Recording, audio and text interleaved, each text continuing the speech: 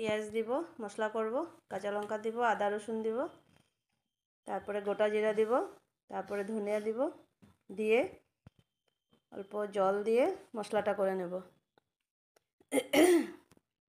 মশলাটা করে এখন আলু ভাজা করব।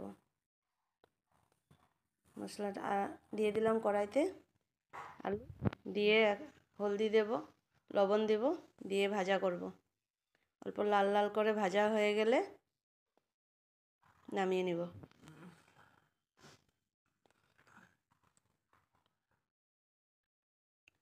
এখন নামিয়ে নিব।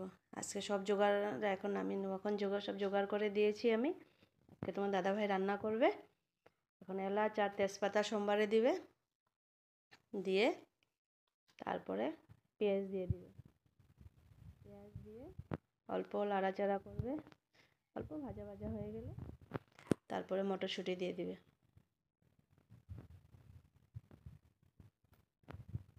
মটরশুঁটি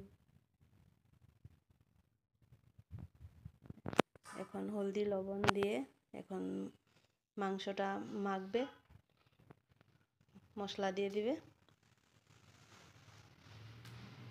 দিয়ে তারপরে এখন কাঁচা তেল দেব।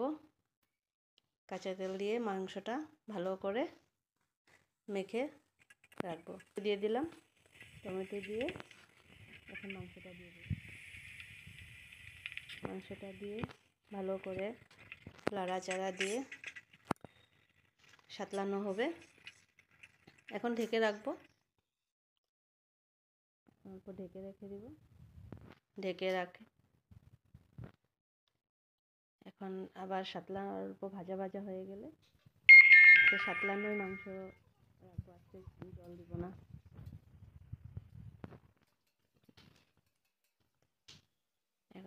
আর অল্প সাতলিয়ে সাতলানো হয়ে গেলে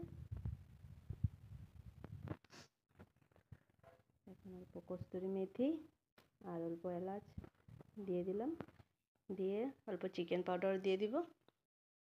চিকেন পাউডার দিয়ে অল্প ভালো করে নাড়াচাড়া দিয়ে তারপরে বাটিতে উঠিয়ে নিব। বাটিতে উঠে নিয়ে আজকে ভাত আর মাংসই রান্না করলাম।